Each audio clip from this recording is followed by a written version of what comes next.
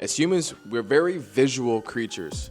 We tend to look at the outside, the physical beauty of a person, and tend to forget about what's on the inside. And that's why it's important to maintain your physical appearance, especially when you're out in the dating world. And last week I asked about 10 different women on what body parts they like on guys. What body parts that guys should work out. And these 5 answers might surprise you. The first answer I got was your back.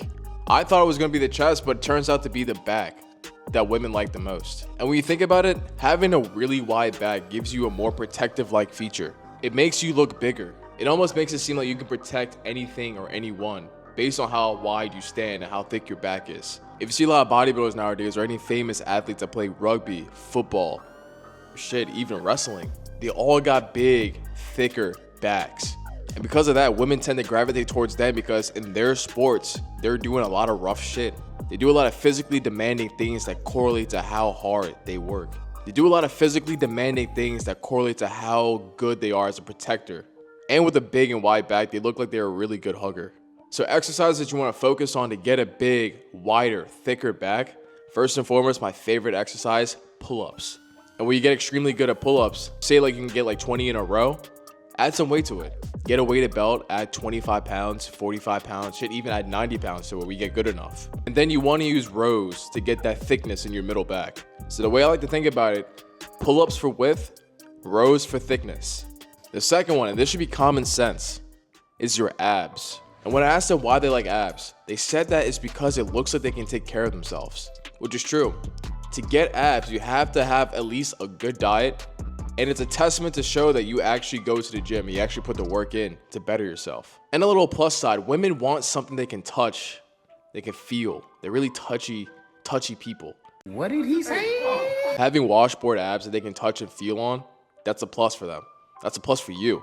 When you take off your shirt, you show that you have abs. That's the cherry on top. That's just something that's eye candy right there. That catches their eyes. Abs aren't something that you want to expose repeatedly every single time when you get the chance. In order to impress a woman with your physique, specifically with your abs, you want to save it for the right moment. And some of these right moments might be when you're in the bed with her, when you're going swimming, when you're at the beach. Simple things like that. You don't have to take off your shirt every time you do some mundane activity, because then it becomes kind of desperate. Because say that you do have nice abs, but you're constantly taking off your shirt at every single activity that you do. That's going to show that you're kind of desperate to show off your body. And that is a turnoff. So in order to get these washboard abs, you want to be in a calorie deficit, first and foremost. Everyone has abs. I don't care what anyone says. Everyone has abs. To show your abs, it all depends on your diet. You can't be eating donuts, you can't be eating fast food, you can't be drinking soda every single day, or your abs aren't gonna show. You're gonna have to eat healthier foods. Foods with omega-3 fatty acids in them. Less carbs, more protein. Overall healthy foods. And for exercises, one of my favorites to do is the hanging leg raises. To really work on that V-taper and the bottom portion of the abs, because those I find are the hardest to work out. You can go and mess around with crunches, you can go and mess around with sit-ups or whatnot to get the basics down. But when it comes to the expert level exercises, hanging leg raises are undefeated. The next body part are arms. Now, I'm only saying this because this is what I've noticed, and this is what I've gathered from the women I talked to. The way I think about it, arms to women is like cleavage to men. When a woman wears a really tight bra, a really tight dress, and you see their cleavage, it's only natural for men to want to look and see what's going on. The curiosity is there. The same thing applies with people with strong, big, defined arms, especially when they're wearing a tight shirt. Having big and strong arms gives off a protector vibe. It's a body part that women can touch and not feel weird about it, because it's just your arms. But the way that you're presenting it while wearing a tight shirt is presenting it really, really well. It just looks aesthetically pleasing when you have big arms and a tight shirt.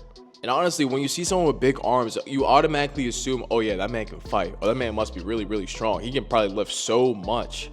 That's the first thought that goes off in a lot of people's head. And there's no doubt in my mind that that's the first thought that pops up in a woman's head too. So the best way to get bigger arms is to obviously get extremely small shirts. And I'm just playing around. The best way to get bigger arms is to do curls, okay? Do curls, do pull-ups, do chin-ups. But you want to progressively overload. And what I mean by progressively overloading is to simply increase the weight every single set. So if you're curling 30 pounds, for 8 reps. The next rep should probably be 35 pounds for 6 reps. Okay? Increasing the weight so that you can tear those little microfibers, eating enough protein after resting accordingly so you can build the muscle back up bigger, better, and stronger. And with bigger arms, you'll feel a lot more like that guy. You feel a lot more like Popeye. You feel like the guy. You'll feel like the man. You'll feel like the man with bigger arms. So make sure you do your exercises, your curls, your pull-ups, and your chin-ups. Progressively overload though. This one took a lot for me to think about, but the next body part is the shoulders. And I honestly couldn't figure out why shoulders are so attractive to women. But then it kind of hit me.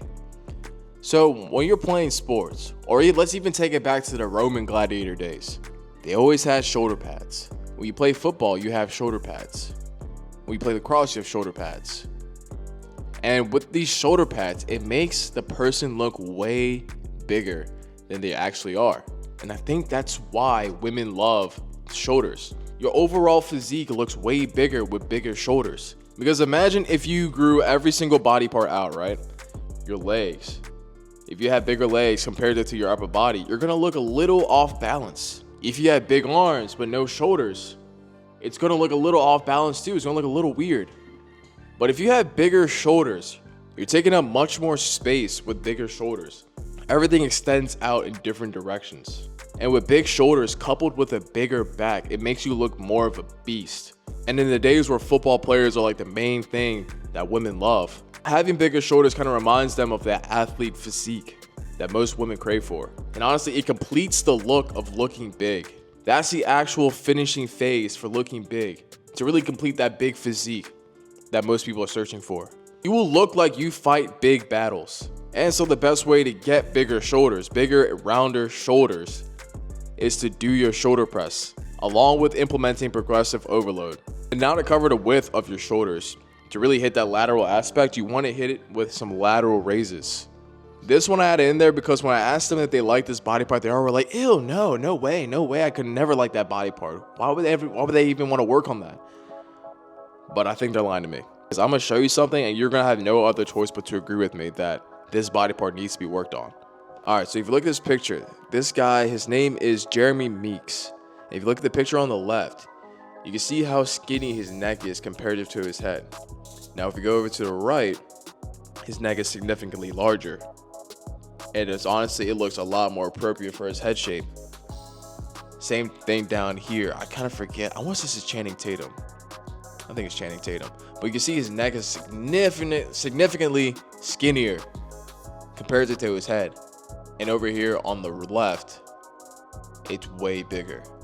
And it looks, honestly, a lot better than him having a skinny neck. So when I asked those women about if they think men should train their neck, you think a bigger neck, I don't think they were considering the fact that guys with skinnier necks tend to look a lot more, for lack of better words, weaker compared to guys with bigger necks. Because you see a lot of football players, a lot of rugby players, a lot of athletes in general, they have thicker, bigger necks. And I think it's important to work on your neck in order to appear bigger, in order to look more dominating. Because of these two guys, these two pictures of Jeremy Meeks in them, between these two guys, which person's a girl naturally gonna gravitate towards? The guy with the skinny neck or the guy with the large neck? It's gonna be the guy with the large neck because he looks more like a protector. And to get a bigger neck, you wanna be able to do neck curls 2-3 times a week. Doing neck curls to hit the front part of your neck and doing neck curls to tackle the back part of your neck. You can also try to hit the sides of the neck, but with the sides, I typically try to do trap exercises. So shrugs, dumbbell shrugs, barbell shrugs, anything heavy for shrugs. And with that, you'll be able to increase the width and the strength of your neck.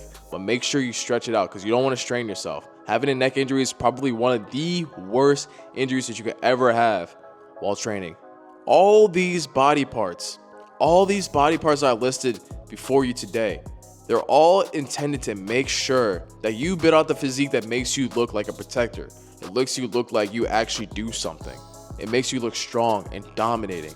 Yes, I hear these things where it's like you get a movie star physique where you get a bigger, broader shoulders, you get a taut waist, taut, skinny waist, athletic looking legs. But at the end of the day, I believe that whatever body part makes it seem like you can actually fend off whatever danger, whatever threat that may happen to fall upon whoever you're with at the moment, that body part needs to be prevalent and worked on in order to be attractive to females. And sports that she likes also come into play as well. But at the end of the day, I think looking bigger and tackling these body parts will ultimately provide success for you in the dating world. But again, if your goals are way different, don't let me impose on that. I'm just simply providing what I learned from asking these 10 girls what body parts they like on a guy. These goals are attainable. They're all dependent on consistency and intensity. And I know you guys can do it. If you like what you heard in this video, please make sure to like, subscribe, share this with someone who needs to hear this. Make sure to book a call with me if you want to take your social skills to another level, or if you just simply want to have a nice conversation with me. I want to get to know y'all. I'll leave a link down in the description below. Other than that, develop a prodigy mindset and tackle your problems with everything you got. I believe in you. Take care. Peace.